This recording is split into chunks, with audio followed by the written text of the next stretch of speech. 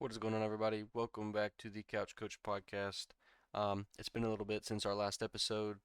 Just had a couple things going on, and we are back and excited to be back. So, this is going to be version two of our super early mock drafts that are going to progress throughout the season. Eventually, they won't be early mock drafts. We'll get closer and closer to the actual NFL draft every time. Um, but we've gotten a little bit more information. We've gotten to see a week of the preseason now, and we've gotten to see. Um, the Hall of Fame game as well. We're a little bit deeper into summer practice with the college teams, and so we're learning a little bit more.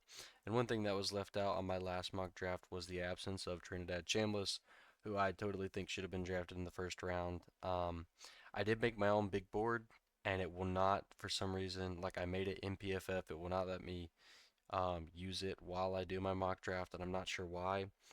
Still trying to figure that out, so I am just using a draft that or a big board that I could find that had all of the players that I wanted on it, not necessarily in the right order, but yeah, so we're gonna go ahead and get started, and this order is the order that was preset by PFF, which I think is gonna be it'll probably be pretty accurate to what the actual um league ends up drafting. Like I do disagree with some things, and especially in this like 18 or 16 to 28-ish range. I think that some of that won't be exactly like that when the actual season rolls around, but like I said, it will mock as the season goes on, and this will slowly change. Um, but Arizona, I don't think it's any secret what the Cardinals need most. Although Carson Beck did seem to have a pretty solid Hall of Fame game, I don't think that if Arizona's here at number one, that you look away from the talent in this draft. I mean, there's just too many good quarterbacks. There's a ton of good quarterbacks in this upcoming draft.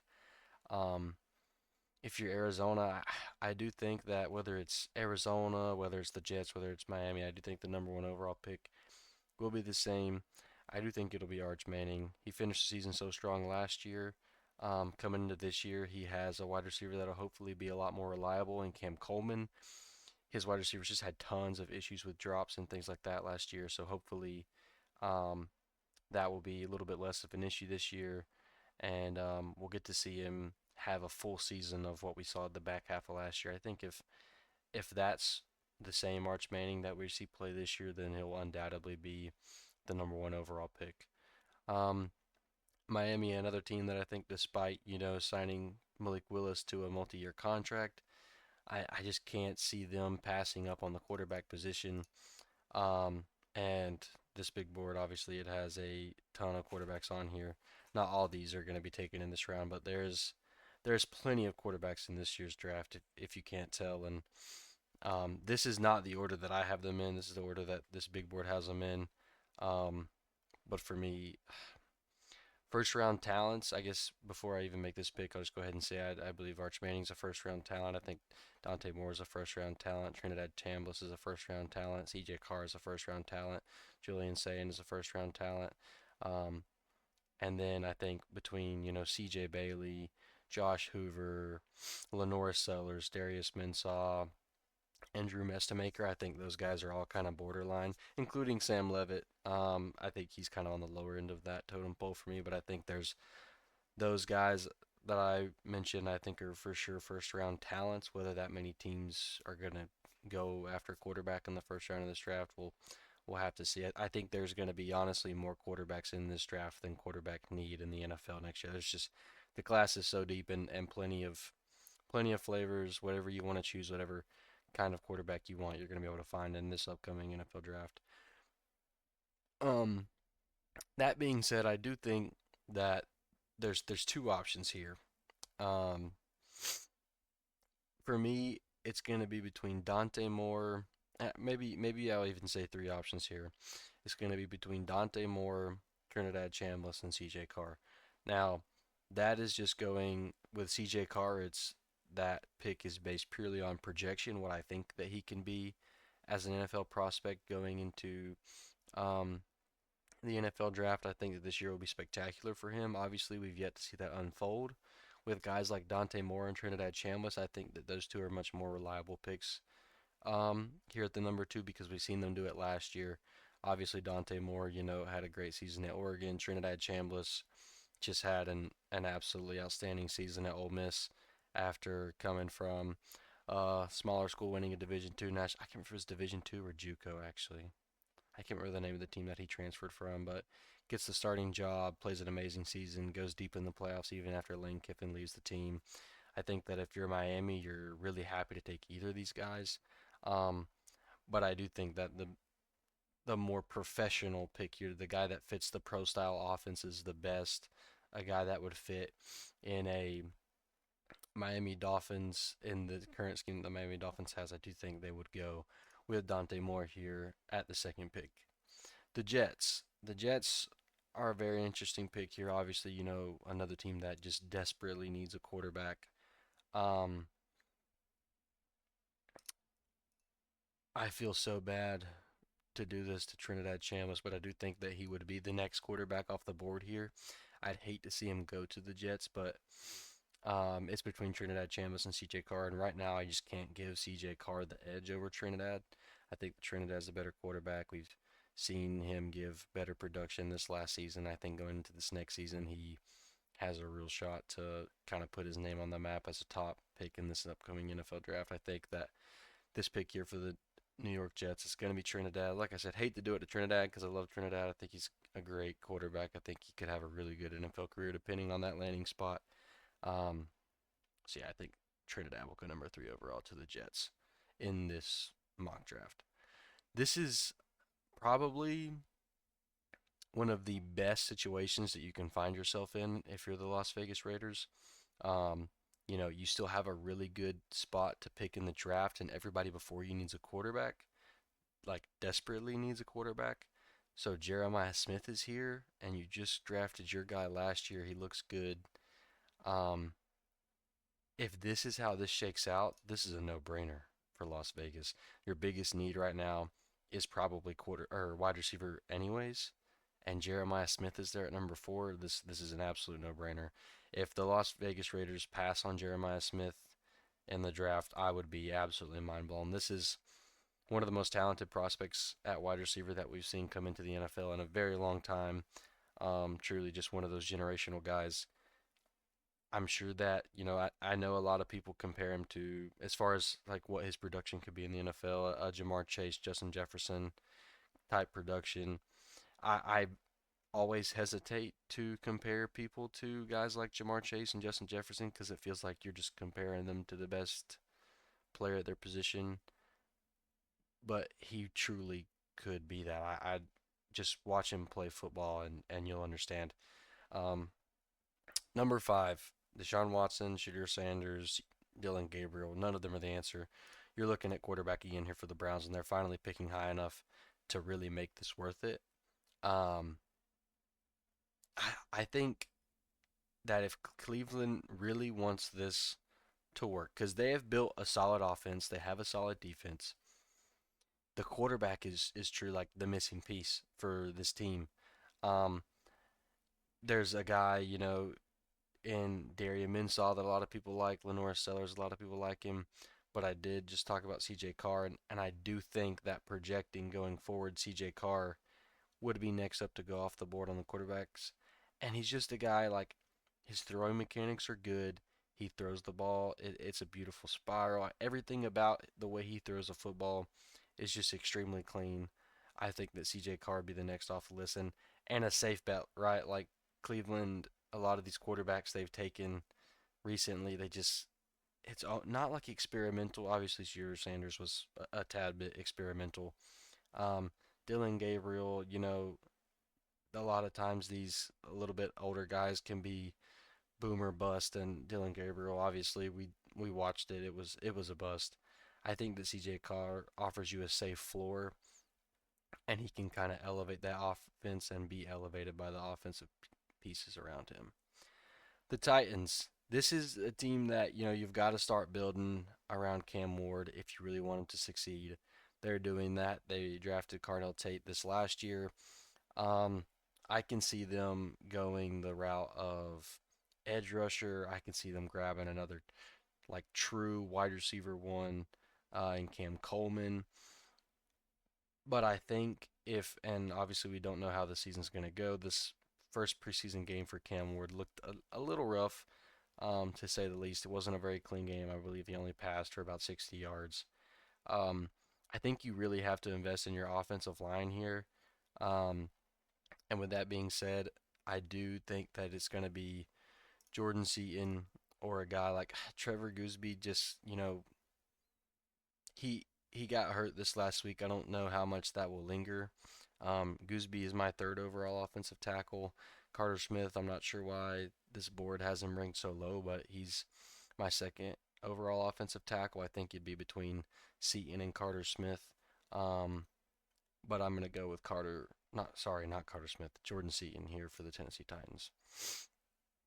The Panthers, this is another interesting pick. The Bryce Young experiment seems like it's still going forward. He has Teteroa McMillan. Seems like Jalen Coker is kind of, making a name for himself a little bit towards the end of the year last year. But I do think that continuing to invest in the defense here for Carolina would be the way to go. And a guy like Leonard Moore is still on the board, at a premium position, a premium player. I think that Leonard Moore would be a great pick here for the Panthers. Strengthen your defense so that way you don't have so much pressure on Bryce Young. You won't have to play from behind so much. I think that could really help him if he could just calm down, feel a little bit more comfortable on the field if he isn't facing such big deficits or such constant deficits on the field. New York, is the Jackson Dart experiment going to work? Seems like after what you've seen from him as a rookie, you would at least give him a year or two to play. You have Malik Neighbors, and you didn't get to see them play together last year. You'll hopefully get to see it this year. Um, but New York just traded away Dexter Lawrence to the Bengals before this last draft. I personally feel that I know that edge rusher is always considered the premium position.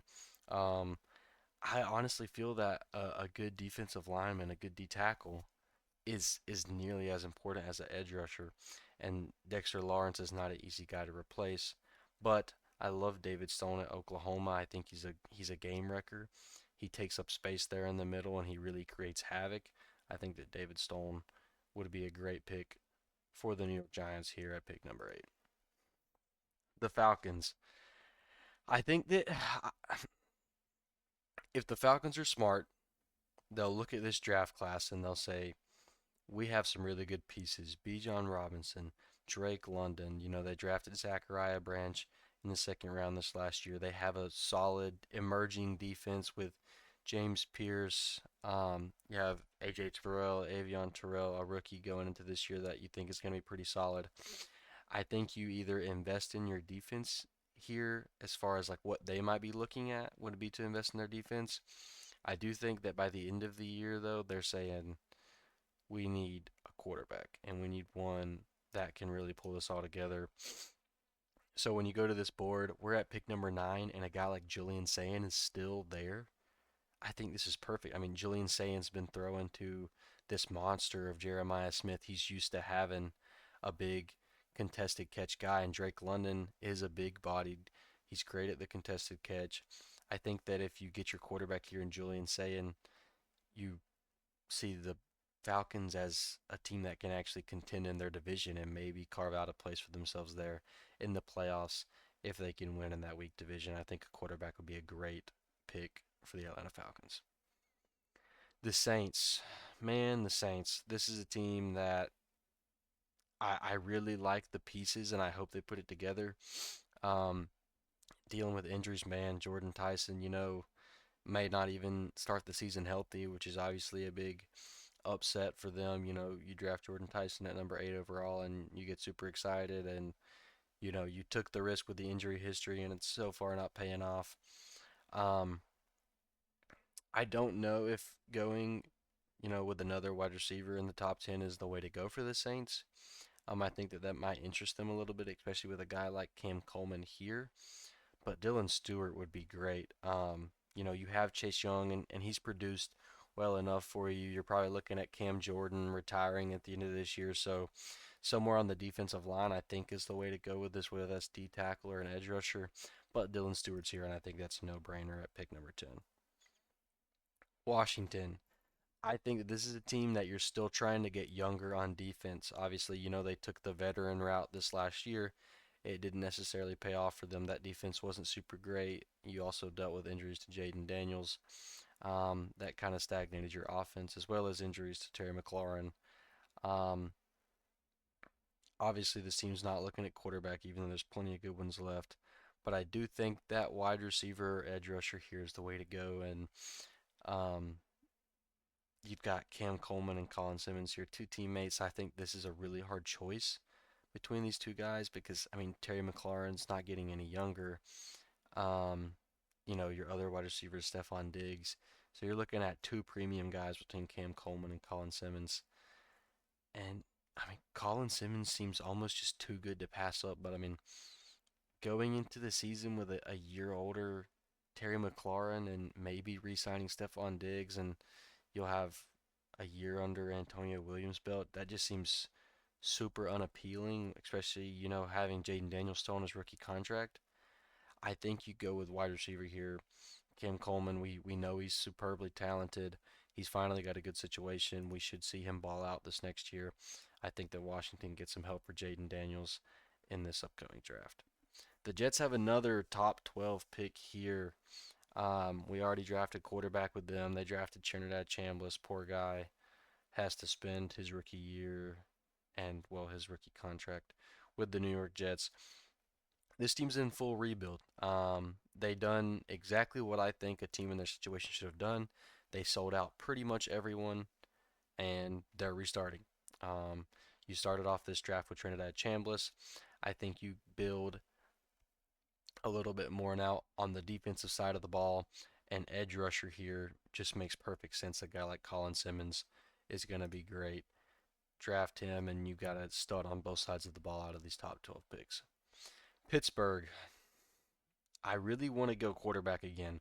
Yeah, I don't care what we saw in week one with Drew Aller. Will Howard is not the guy. Drew Aller, I don't think, is the guy. They might try that experiment for one more year. But when you look at this class, I think there's too many good guys to just say, let's try the experiment one more year with Drew Aller. I mean, he's a pure prospect guy. Um, I think Pittsburgh wants the quarterback here at pick number 13, and they're hoping that one falls to them. And there's plenty of them here. I think they go with a guy like Darian Mensah. He stands in the pocket, he gets the ball out, he can do anything you ask him to. He's going to have a great year this year in Miami, which really pains me to say because I'm a Florida State fan and I don't want him to have a good year. But I mean, he had an insane year at Duke, and Miami is 10 times the team that Duke is. Um, Darian Mensah goes to the Pittsburgh Steelers at pick number 13. Minnesota, you got Kyler starting this upcoming year. I do think that he'll be there for more than a year. I think that he spends probably around 3 years in Minnesota, and maybe they go for their quarterback then, unless they want to go the developmental route. Obviously, that didn't work with J.J. McCarthy, but maybe they're still trying to develop J.J. McCarthy. Minnesota has a lot more complete roster than a lot of people would think. And I think something that could really benefit this team is if they can establish the run game a little bit better. Um, that would really benefit them this upcoming year, but obviously we're drafting for a year into the future. My number one running back that I think will go off the board in this upcoming draft is Kewan Lacey. I think the Minnesota Vikings would be stupid to pass on a guy so talented, especially that roster is very solid. It is very good. You can compete with that roster, but your running back room is doing you no favors. Neither of those two guys between Aaron Jones and Jordan Mason are really doing anything um, exceptional for you there. And a guy like Kawan Lacey can completely change the look of that backfield. Man, the Jets basically two top 50, or three top 15 picks, but well, number 16. Um, you went edge rusher, you went quarterback. I think that you just keep building in the trenches. I don't think it matters really whether that is offensive line or defensive line. I do think that their offensive line is pretty solid, so maybe you go with defensive line here. Um, there's plenty of good options in this draft class for defensive line. Um, I love all the guys from Miami, obviously, are always really solid. Will Eccles from Ole Miss is actually not a bad pick. What I do think I'm gonna run with one of these Miami guys here.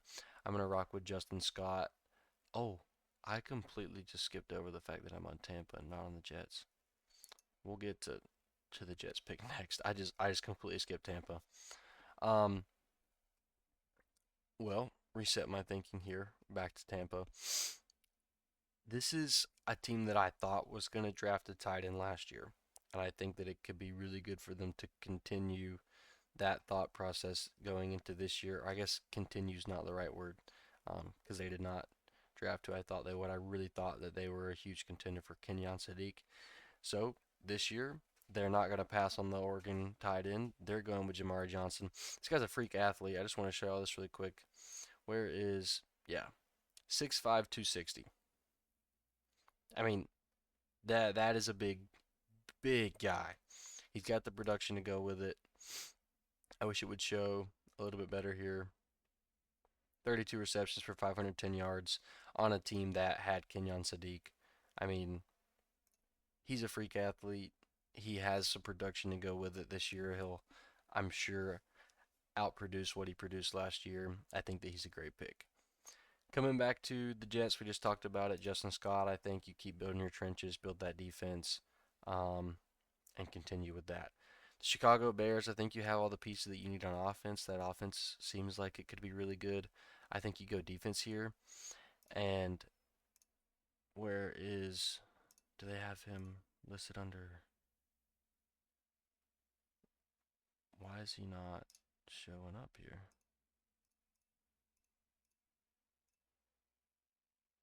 Are we so for real? Whose big board is this? Oh, I just looked right over him. KJ Bolden is my number one safety in this class. I think that Chicago, this would be a great pick for Chicago. Your offense obviously can score points between Caleb Williams and the weapons you have at wide receiver. You have two solid running backs in Mononga and DeAndre Swift.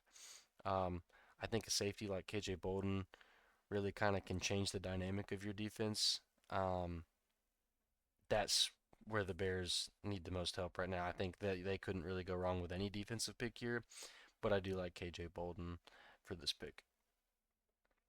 The Jags. Oh, Trevor Lawrence and the Jacksonville Jaguars. I think this is a team that's in the market for defense. Maybe a linebacker here, with the absence of Josh Hines Allen. Somebody that can kind of put their hand in the dirt and play linebacker. Maybe you go corner here. The Jags haven't had a truly elite corner since Jalen Ramsey many years ago. Ellis Robinson from Georgia could be a really good pick for them here. There's one other guy that I was going to. Bray Hubbard from Alabama was the other guy that I think could be a good pick for them here. Even a guy like Jamari Sharp from Indiana at corner could be a good pick, but I do think that as far as corners go, I do like Ellis Robinson a little bit more than Jamari. They have him very low here on this big board. Um, I'm going to go with Ellis Robinson here for the Jacksonville Jaguars. The Texans, they did trade for David Montgomery, but I don't see any reason to keep him for longer than a year. I really want to go running back here because it seems like the fun pick. It seems like the thing that um, would be the most exciting. But if you don't get help for CJ Stroud, then I don't know how much longer he has in Houston. I don't know how much longer that fan base can handle, um, CJ Stroud having to play hero. It's obviously not going the way that um, they thought this was going to go after his rookie year. Um, I love Cade Piper at Iowa. Caden Green is a really good offensive tackle out of Missouri. Trevor Gooseby, once again, a guy that I am super high on. Um, but I mentioned earlier, Carter Smith is probably my first or second offensive tackle in this draft. I think that he would be the best guy to go with here for the Houston Texans. Denver. Denver is a very complete roster. Another team that could possibly go running back here, they drafted Jonah Coleman last year, but he's not like a guy. He is a solid running back, but I don't think you expect anything truly crazy or special out of him. Um, you've probably got a solid pass blocker and a good early down back, first and second down kind of guy. Um, Denver can. This is a very comfortable spot for them to be in. I don't think they'll be picking at pick 20. I do think they'll be a little bit later in the draft. I think they'll um, be a playoff team this upcoming year. Maybe you continue to invest in your offensive line, but I'm gonna go the defensive route here. I'm gonna go with Jamari Sharp at cornerback. They put him pretty low, didn't they? Yeah, they did. Jamari Sharp at Indiana. This is a guy. I mean, we watched Pons last year come out of Indiana. We know that a cornerback. I mean, looking at that defense, obviously we learned from Kurt Signetti and the defensive side of the ball over there that you can truly like build your defense or like scheme a defense around your corner. They done it with Pons. I think that's the plan for Sharp, and I mean he would just be great to put on the other side of Pat Surtain. I know like he can't replace Pat Surtain obviously, but he's going to go on the other side of the ball. And I mean anybody you play against, you're locking down two wide receivers with these two corners. I think that'd be a good pick for the Denver Broncos. The Bengals, you're staying on defense here. Um, it's just this defense always needs a lot of work. I know that the Bengals offensive line, everybody's on and on and on always about the offensive line for the Bengals. Joe Burrow could do a little bit better about avoiding the sacks. Let's be honest about that. I mean, Joe Flacco got in there and had a stretch of, I mean, he just moves the pocket well, and he didn't get hit nearly as much as Joe Burrow gets hit. So I think that there is a little bit of blame to be put on Joe Burrow for all of that, um, all the hits he takes in the backfield. I would want to go, like I said, everybody is always screaming about the offensive line. I would go Cade Piper if it's going to be offensive line. And if it's going to be defense, you've got a couple options here between the edge rushers and the defensive line. My next guy up would be edge rusher Mateo Ugalele. His brother was the quarterback for Florida State, and it was awful. It turned out terrible. That's just a little side note. Um, like I said, if you're of the camp that you think the offensive line, you just want to go that way to protect Joe Burrow, then that's fine by me. But I'm going with edge rusher here. You let Trey Hendrickson, just walk out last year. I'm gonna go with Mateo Ugalele. The Patriots, you have AJ Brown. You kind of reworked that wide receiver room a little bit. You have Travion Henderson behind Ramondre Stevenson, so your running back room looks good. You have the quarterback of the future. You've invested heavily into your offensive line. I think you continue to build on the defensive side of the ball. You have a guy like Christian Gonzalez back there, kind of locking down one side of the field or one wide receiver on a weekly basis. This is a really good time to go defensive line here. Between defensive line and edge rusher, you have a couple options. Will Eccles, another good guy. Damon Wilson from Miami. And we just talked about the edge rushers when we were talking about this last pick.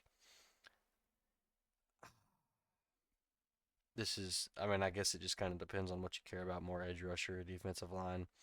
Um, I'm going to go with deep tackle out of Ole Miss. I do really like Will Eccles. I think he's going to have a super solid year this year. I think he'll be moving up draft boards as the season goes on. The Eagles, man, the Eagles, another team that's just like you don't have a ton of holes. Um, you have a really solid all-around roster. This is a really good spot, though, in my opinion, to come back around and get a wide receiver. Obviously, with AJ Brown walking out, you don't really have like a true big-bodied possession guy. Thinking about the wide receivers that are available here, a guy like Nick Marsh could be really good, and even Charlie Becker. I'm not as high on guys like Mario Craver and Bryant Westco Jr.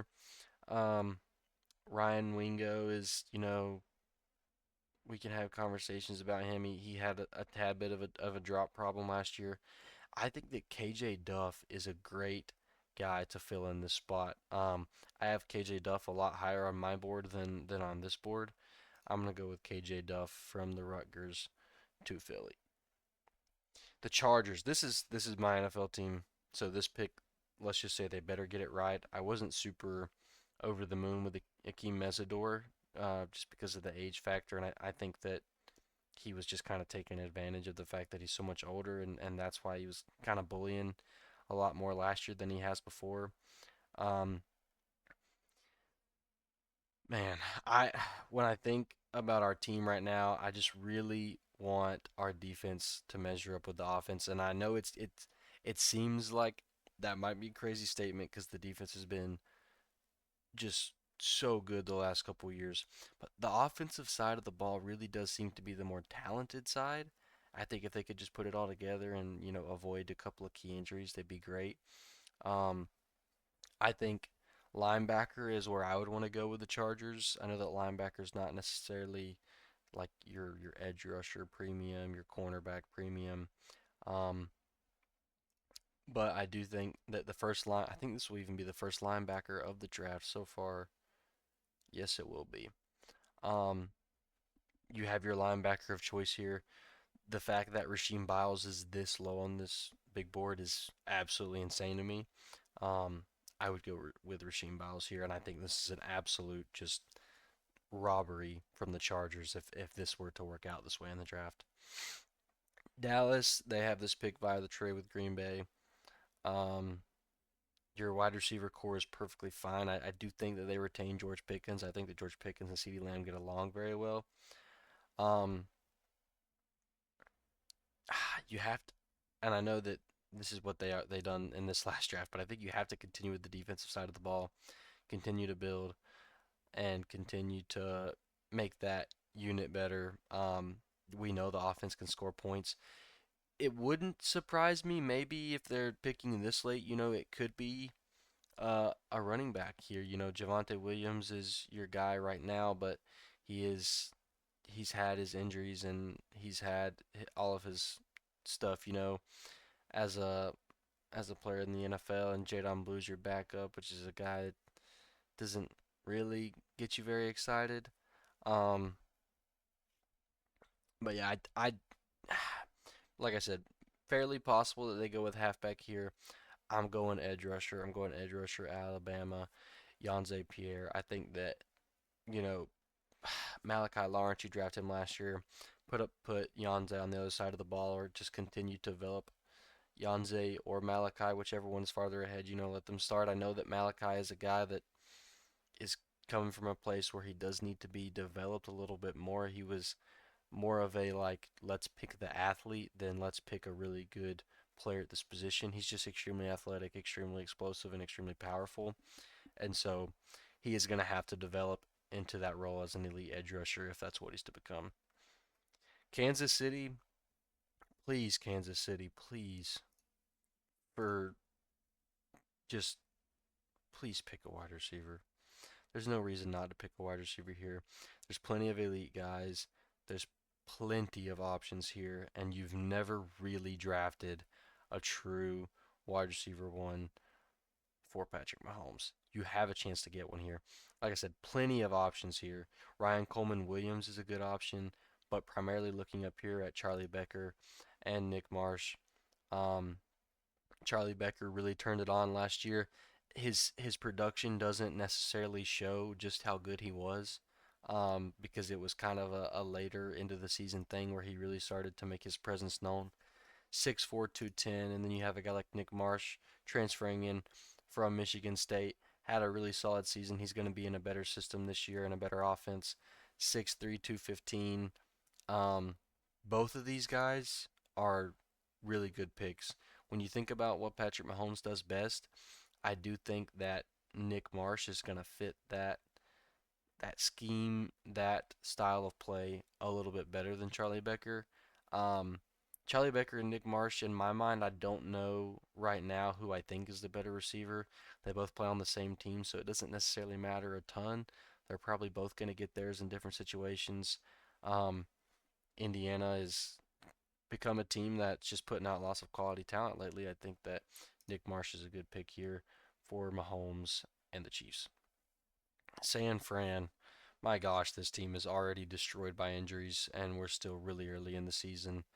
Um, I'm gonna make this pick quick. I'm gonna make these last five-ish picks pretty quick. I'm gonna take the safety out of Notre Dame. He's been sitting here. It says ranked number seven. I did mention that this is not my big board. I do think that he's a very solid player. I don't have him as my number seven overall player in the class.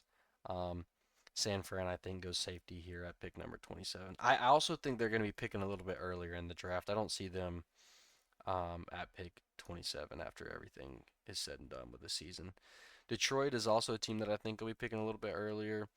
Obviously, you know, they're at a spot in the draft where I think that you are looking for your Jared Goff replacement. Um, there's two ways you can go here. There's two guys that I think I would be very high on at this pick for Detroit. One of those guys being John Mateer, and the other being Drew Mestamaker. Now, Drew Mestamaker, there it's still a what if question, or not a what if question. It's I guess there's probably a better way to phrase that. Can he do it at this level question? Obviously, he done it at North Texas, and he moves up a level, not necessarily to like the highest level. You're not playing against the best teams there at OSU, but better competition than North Texas. If he does it again and he's a really good quarterback and he looks like the same guy that was at North Texas, then this could be a really good pick for the Lions. A great Jared Goff replacement. Not to replace him that year. Maybe you have to, whether it's because of injury or whatever. But this could be a great situation where you get ahead of the problem early, you develop him, and then whenever Jared Goff is ready to retire, ready to be done, or it was forced out by injury or whatever it may be, you have Drew Mestamaker there ready to take over. I do think that obviously there's teams that can't help it, right? You look at the top of this draft and a lot of these teams need quarterback. But whenever you have the answer at quarterback, you have to know when to prepare for the next step. It always works better when you draft the need before it's a need. So if you're drafting here as the Lions and you take Drew Mestamaker, you're kind of solving the problem before it comes up, and quarterback is not necessarily a problem that you want to find yourself falling into. Um, I would really like it if they would just go ahead and prepare for that. I think that'd be the best move for them, especially Drew Mestamaker's a great guy to pick here in this round. The reason you go quarterback here instead of in round two is because you get the extra year on the contract, and you get to keep him for cheaper for longer. Seahawks. I think I think I'm gonna go the running back wide receiver route here. I do think you need some more weapons. This could be another thing where it's maybe they get ahead of the quarterback curve. Um, how long will Sam Darnold play at the level that he's playing right now is a great question. Um, I feel like that whole situation is just a wild card. I don't necessarily know what's going to happen with any of that. Um, but Jaden Baugh is still here. I know that first round running backs are something that sometimes people kind of scoff at, and they want you to wait till round two. Running back, not one of your premium positions. But a guy like Jaden Baugh can really do a lot for you. And the Seahawks were one of the most run heavy teams in the NFL. I don't think they're going to be able to do that to the level that they want this upcoming year because, it's Zach Charbonnet and Jadarian Price. I don't think that Jadarian Price is this true, just, he's not going to be a bell cow. He's never been a bell cow in his time at Notre Dame because he was there with Jeremiah Love. Um,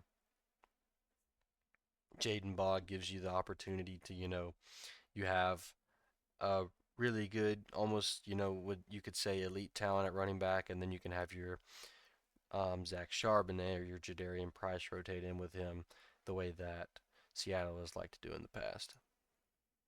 The Bills. We're going defense here. You can't convince me otherwise. We're going defense. Let's get Josh Allen some help. He doesn't have to score 45 points a game if they can just stop some people every once in a while.